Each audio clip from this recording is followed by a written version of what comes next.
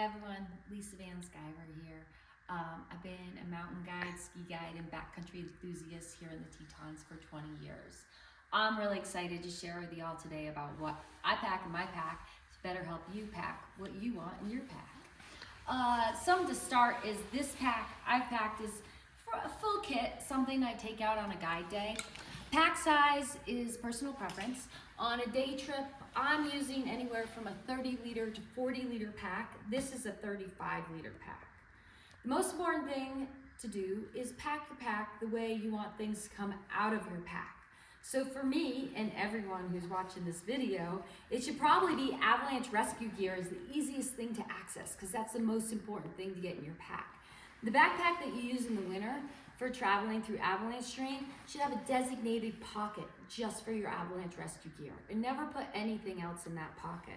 Then you want to be able to easily pull out that avalanche rescue gear and assemble it as quick as you can because time is of the essence during this part of a rescue. With the probe, if you use a sleeve like I do, I always like to keep the sleeve open at the top so it's easiest to pull the probe quickly out of the sleeve and deploy it. So that is probably the most important thing that's in your pack. I would have my Avalanche transceiver on my body, but always keep in mind either have extra batteries in your backpack or in your car. So when you do those checks going into the backcountry and somebody's battery power is low, you have the option to change batteries. Not having a beacon can make or break a tour day. So next, as far as what I pack in my pack and the way I put it in, would be creature comforts.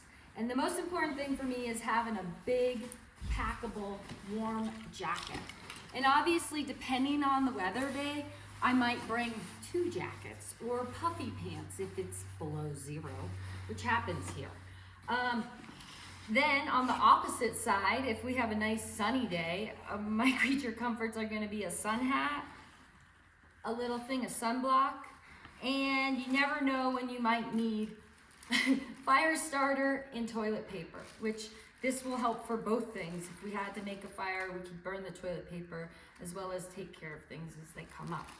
A lighter is essential to carry in your backpack. A winter overnight without a fire could be a deadly episode.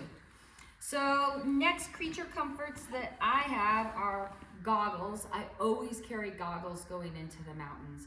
Even on a sunny day, a windstorm with a bunch of available snow for transport could turn into whiteout conditions.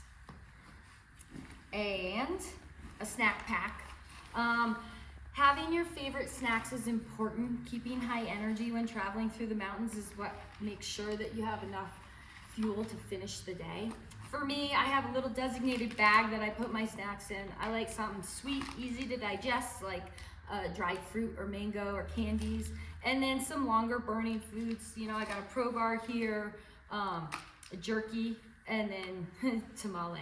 But whatever you're gonna eat is gonna be good for you. I always carry a thermos with hot water if it's colder than 20 degrees outside because I feel like I just don't drink water in the cold unless it's warm. And it's always fun to have tea.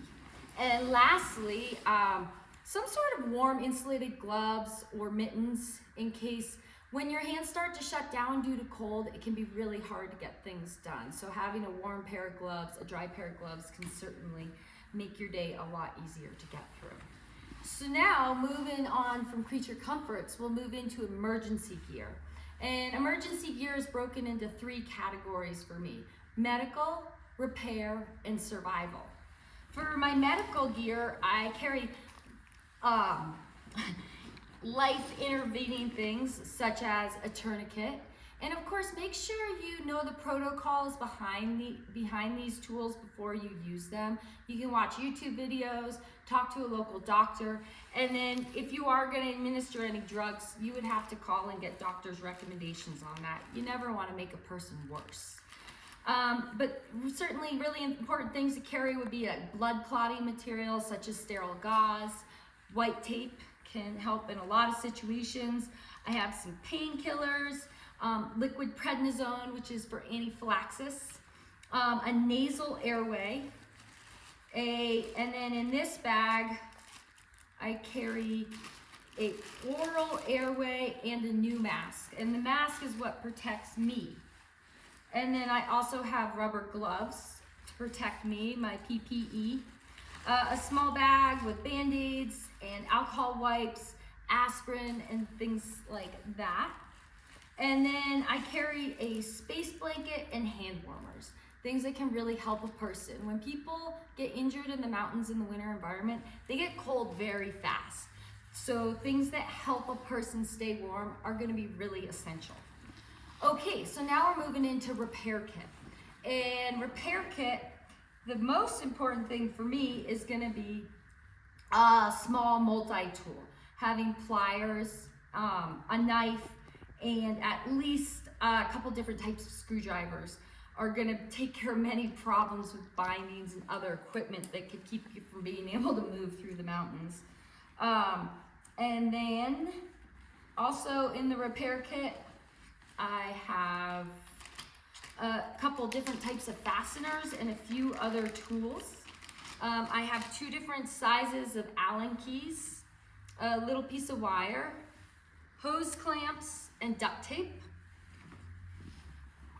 And then we have ski straps. And ski straps are great for fastening all kinds of things. Probably where I end up using these the most are when skins fail. When you drop your skin in the snow and you can't get it dry again and it won't stick, you can use these to attach your skin and get out of the mountains.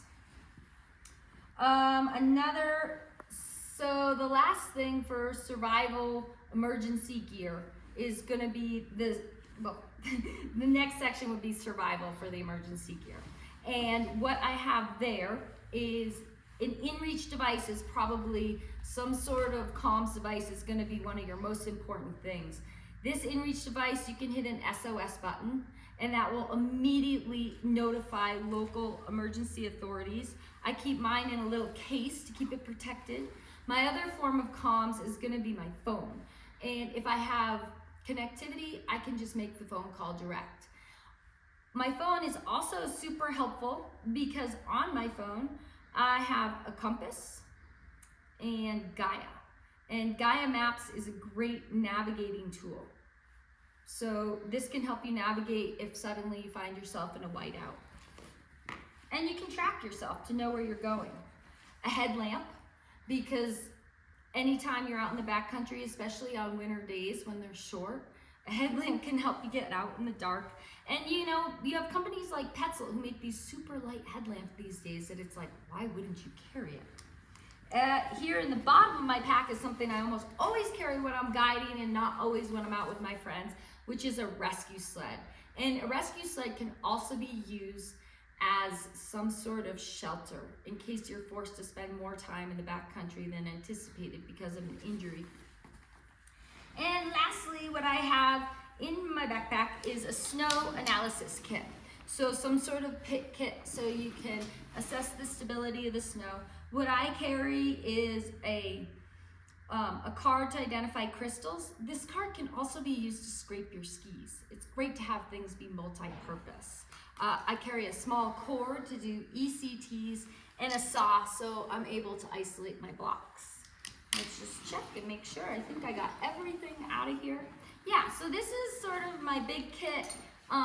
But of course, if I was going on a much longer, more committed tour, I would want to think about bringing more things. And like I mentioned before, if it's really cold out, maybe I bring 2 thermoses of water, or puffy pants, or even a stove and an insulated pad.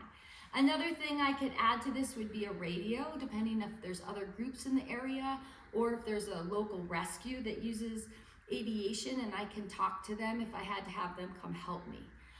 A smaller tour, I might not bring my pit kit because I know what's going on with the weather. I might not bring quite a full repair kit, and maybe I'd slim down on a couple other things. I always bring my med kit, I always bring an extra layer, and I always bring a little food and water, and of course, avalanche rescue gear. Thanks for spending some time with me to think about what you put in your pack, and I hope you have a safe adventure out there.